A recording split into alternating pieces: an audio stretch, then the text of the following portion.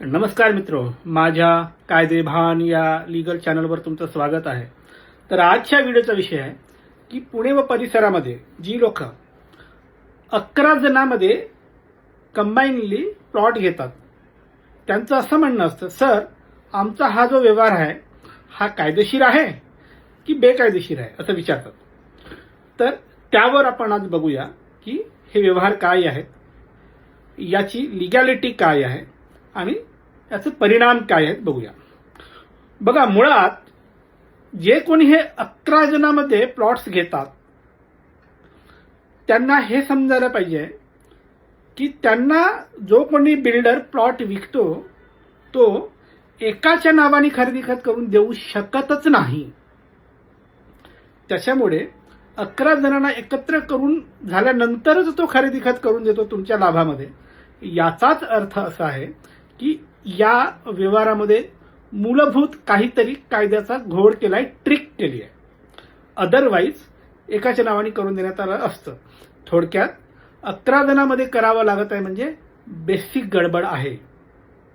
काय गडबड आहे? आपल्याकडे तुकडेबंदी नावाचा कायदा आहे.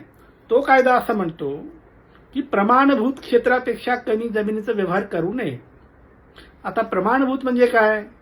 आता नवीन GR प्रमाणे प्रमाणभूत असं आहे, बागायत जमीन असेल तर 10 गुंठ्यापेक्षा खाली तुम्ही व्यवहार करू शकत नाही. जिरायत जमीन असेल तर तुम्ही 20 गुंठ्यापेक्षा खाली व्यवहार करू शकत नाही. आता ज्यांनी कोणी 11 जणांमध्ये एकत्र व्यवहार करून प्रॉपर्टी विकत घेतली, प्लॉट विकत घेतले, त्यांनी जाऊन आपला 7/12 उडून बघावा. ते 7/12 शक्यतो जिरायतचे आहेत. म्हणजे हा जो तुकडेबंदीचा कायदा आहे त्याच्यातील जे प्रमाणभूत क्षेत्र म्हणून आहे त्याच्यातील जी अट आहे किंवा जी त्याच्यातील कंडिशन आहे त्याचं उल्लंघन होऊ नये म्हणून हे एकत्र करून तुम्हाला 10-11 लोकांना एकत्र करून त्याच्या अटीची पूर्तता करण्यासाठी 11 जणांमध्ये खरेदी खत करून देण्यात आलेला आहे. थोडक्यात हा व्यवहार बेकायदेशीरच होता.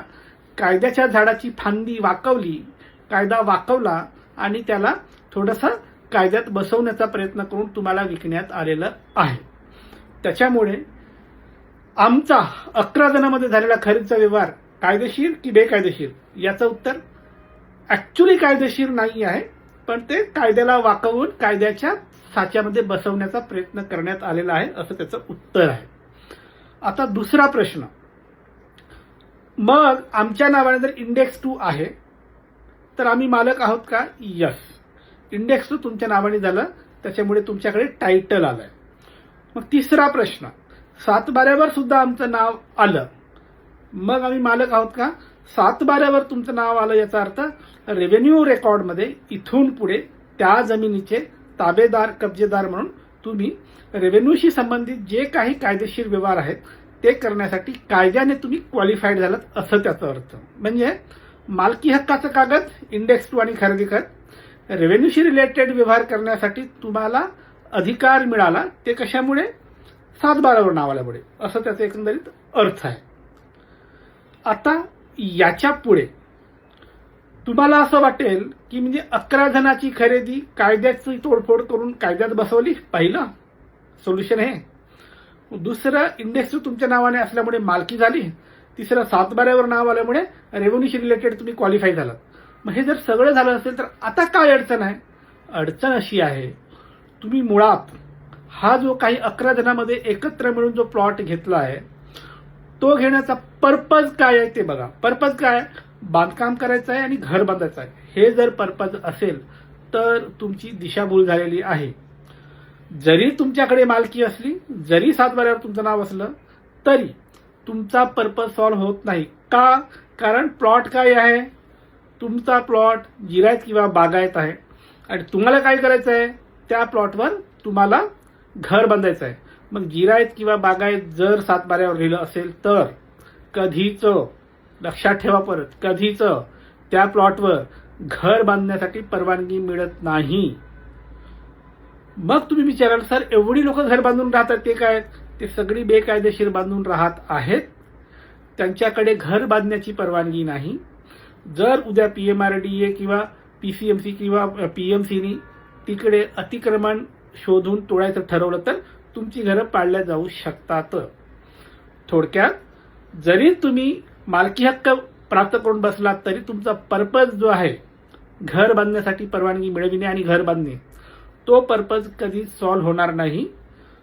मग तुम्हाला घर बांधण्याचा एकच पर्याय उरतो, तो म्हणजे बेकायदेशीर घर बांधा, 10-12 वर्ष त्या घरात राहा, 12-13 वर्ष राहिल्यानंतर पाणीपट्टी लाईट बिल सगळं जोडून त्यानंतर समजा गुंठेवारीची स्कीम आली तर त्याच्या अंतर्गत तुम्ही गुंठेवारीमध्ये नियमानुकूल करून घेऊ शकता. पण त्याच्यासाठी पण तुमची पुढची मार्जिन, मागची मार्जिन, लेफ्ट राईटची मार्जिन तपासल्या जाईल, चढवलेले मजले तपासले जातील.